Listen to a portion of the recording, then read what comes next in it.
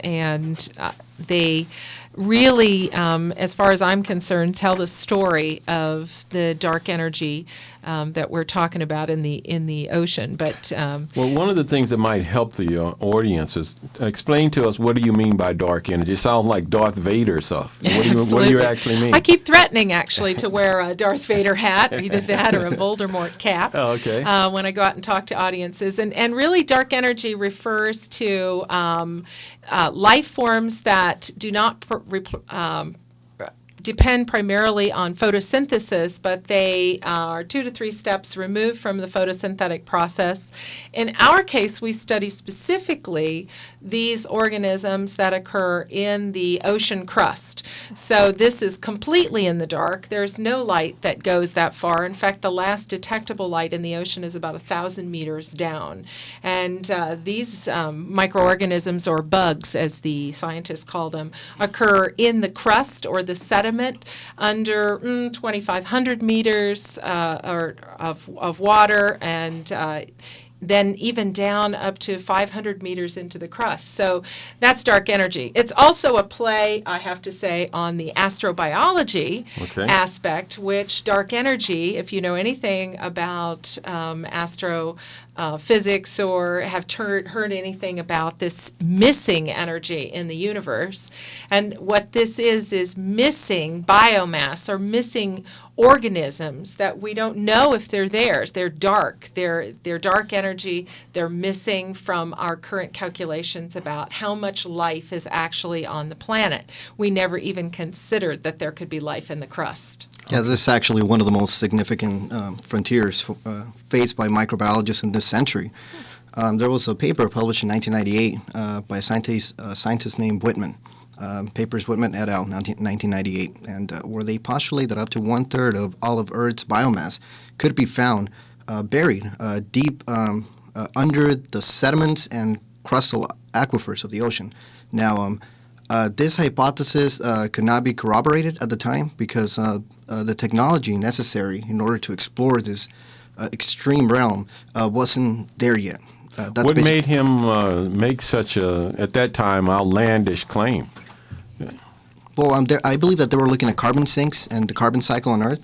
So there appeared to be a period of high biological production in the Earth's past that could not be accounted for by the amount of fossil fuels and carbon uptake and carbon release that occur in terrestrial and in combined terrestrial and aquatic biospheres.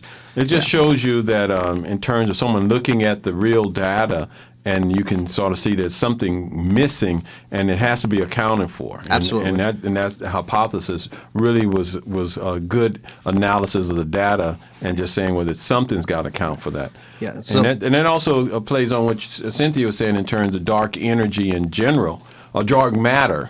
It says there's just so much gravitational force out there, and we just can't see it from all the stuff that's visible to us now. I'm sorry, Gus, go ahead. Yeah, I just want to give your audience an idea of the extreme inaccessibility of this environment in general. Basically, the ocean on average is about 4 kilometers deep, and the dark or the deep biosphere begins below the deep ocean water and sediment interface. Now, this sediment layers can extend hundreds of meters below that point, and if you keep going down into the sediment, you eventually reach something called the crust sediment interface.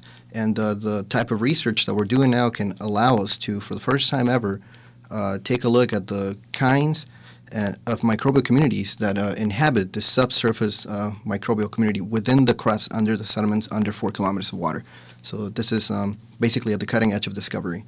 That sounds fascinating because that's so much pressure, because every 10 meters you have one atmosphere, and each atmosphere represents 14.7 pounds per square inch. Correct. And you got the weight of the sediment and other things on top of that.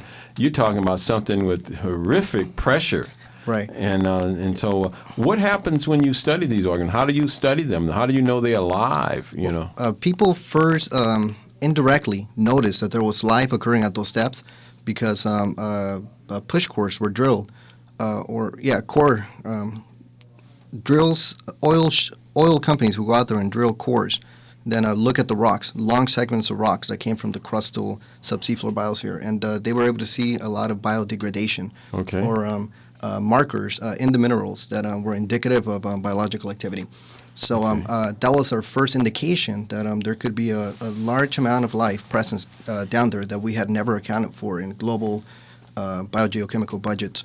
So it is only now, like as of like the past 5 years, that we've been able, us as microbiologists, have been able to kind of piggyback on the progress made by hydrogeologists and geochemists interested in studying the subseafloor aquifers. Okay. And they kind of started getting money to drill holes and study with chemical tracers how water moves in this porous basaltic subseafloor aquifers.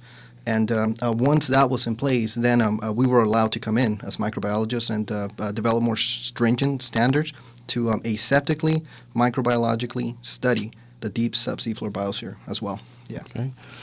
You are, what year are you saying? First year. First year. He knows you are quite a lot for first year. You're very articulate regarding these different kinds of things, which is really good. And I think your committee chair should be very proud of you in terms of the way you're able to summarize it. Tell me one thing. We use the word a lot, but you mentioned aquifer. Could you explain what you mean by an aquifer, a deep ocean aquifer? Sure. Aquifer in the deep ocean is just simply currents of water that, or basically the concept of moving water in between rocks. And this is this term is borrowed from hydrogeologists. Okay. And hydrogeologists basically look at the interactions of water and the forces and pressure the water brings along and how that reshapes the chemical and physical structure of rocks. Now, that movement of water in the rocks and aquifer, you call it, is there any indication of how much are we talking about, or is it moving in east to west, west to south? Is there any sense of where the general flow of these aquifers are going? That's a really good question. And it all really comes down to the thermal properties of the rock where this water is flowing to. Okay.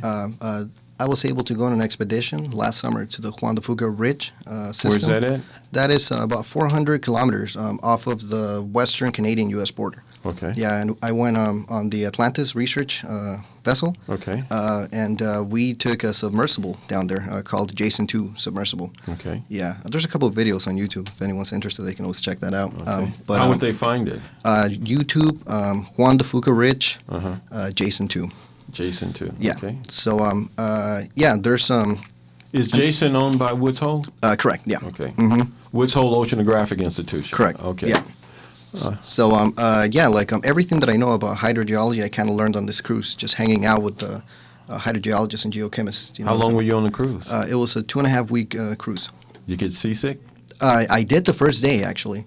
Yeah, I remember when I was in undergraduate. Absolutely. When I was at undergraduate at SC, I was on the Fury, the Fury 4. Was it a 4? No, I don't know if it was a Fury. What was the SC ship anyway? This is back in the 69, 70, something like that. And I went on to the Guadalupe Islands. I was sick for 7 days. So, but it didn't stop me from eating. So so I'm glad. That's good that you're able to get your sea legs there in a day or so. That's good.